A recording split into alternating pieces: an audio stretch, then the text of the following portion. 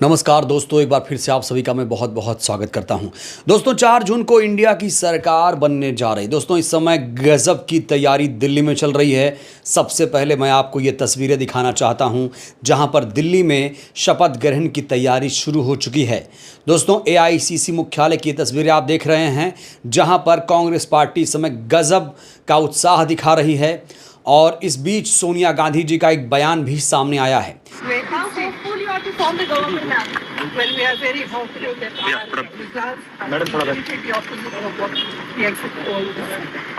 दोस्तों सोनिया गांधी जी मीडिया से मुखातिब हुई हैं और उनसे जब पूछा गया कि एग्जिट पोल में तो आप लोग हार रहे हैं तो तैयारी क्यों, तो उन्होंने सीधा जवाब दिया कि हम जीत रहे हैं, हम 300 पार ला रहे हैं। दोस्तों इस समय 2 सर्वे भी काफ़ी तेज़ी से वायरल हो रहे हैं। एक तो डीबी लाइव का सर्वे है और एक एबीपी न्यूज़ का सर्वे है जहां पर इंडिया गठबंधन को 300 के आसपास दिखाया जा रहा है। दोस्तों जो भी सर्वेज आपने देखे होंगे जहां पर एनडीए जीत रहा है वहां गोदी मीडिया ने अपने तरीके से आंकड़ों को मैनिपुलेट किया है, लेकिन रियल जो सर्वे हैं वो डीबी लाइव और एबीपी न्यूज़ ने दिखाया है।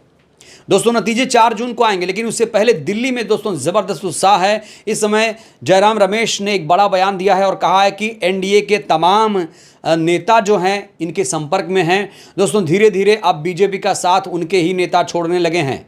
जयराम रमेश के इस बयान का मतलब निकाला जाए तो एनडीए के तमाम जो साथी हैं इंडिया के साथ आना शुरू हो चुके हैं और कई जो बड़े बड़े नेता बीजेपी से त्रस्त हैं, मोदी शाह से त्रस्त हैं, वो लोग इंडिया में आना शुरू हो चुके हैं। तो दोस्तों समझदार के लिए इशारा काफ़ी होता है। ये जो चीज़ें हो रही, तैयारियां, सोनिया गांधी जी का कॉन्फिडेंस, सोनिया गांधी जी का आत्मविश्वास, ये सारी चीज़ें दोस्तों मैच कराया जाए तो इंडिया की ही सरकार बन रही है। दूसरी तरफ सर्वे जो वायरल हो रहे हैं साफ तौर पर ये दिखा रहा है कि इस बार इंडिया की ही सरकार बनेगी। दोस्तों ग्राउंड पर हमने देखा कि कहीं भी मोदी की लहर नज़र नहीं आई थी, लेकिन जैसे एग्जिट पोल आया तुरंत इनको 400 पार 300 पार दिखा दिया गया। आप खुद बताइए, आप लोग जनता हैं, आप खुद बताइए क्या आप लोगों ने मोदी जी को वोट किया है? और मोदी जी को वोट किया है तो किस आधार पर आप लोगों ने किया है?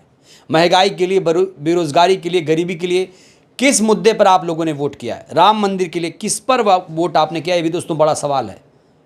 जनता चीख चीख कर कह रही है कि हमें बदलाव चाहिए और बदलाव होने जा रहा है। दोस्तों 4 जून को लिख कर लीजिए आप लोग, इंडिया की सरकार बन रही है। दोस्तों इधर देखिए दिग्विजय सिंह का एक बयान आया है, अगर बीजेपी 300 पार हुई तो वो जनता का वोट नहीं ईवीएम का वोट है। ये भी आप समझिए, बीजेपी 300 पार नहीं कर रही है और खुदा न खास्ता इन्होंने 300 पार किया तो दिग्विजय सिंह कह रहे हैं कि वो ईवीएम का ही नतीजा होगा। दोस्तों इस समय ईवीएम को लेकर भी शक गहराया है। वहीं पर अखिलेश यादव के तमाम कार्यकर्ता इस समय स्ट्रांग रूम के बाहर सुरक्षा में लग गए हैं। काउंटिंग से पहले ही सुरक्षा की जा रही है जिससे कहीं धांधली ना हो जाए और ये ज़रूरी है दोस्तों। हालांकि धारा 144 भी लागू कर दी गई है। उत्तर प्रदेश में दोस्तों धारा 144 लागू कर दी गई है। क्या आपको पता है धारा 144 का मतलब है कहीं 4 लोग इकट्ठा नहीं हो सकते हैं। क्या इसलिए लागू किया गया है जिससे कोई काउंटिंग सेंटर के बाहर ना इकट्ठा हो पाए? इसको लेकर भी दोस्तों लोग शक कर रहे हैं कि ये लोग कहीं कुछ गड़बड़ी ना कर देंगे।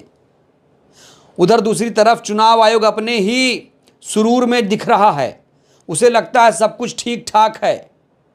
जयराम रमेश जी ने कहा कि 150 डीएम से अमित शाह जी ने बात की है तो चुनाव आयोग ने कहा ये फर्जी है, ये प्रोपेगेंडा है।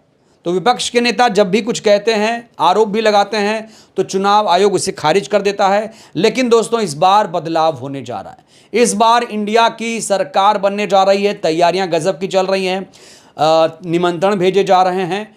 और आपको बताऊं एक बड़ी बात, दक्षिण भारत में सुपड़ा साफ हो चुका है भारतीय जनता पार्टी का।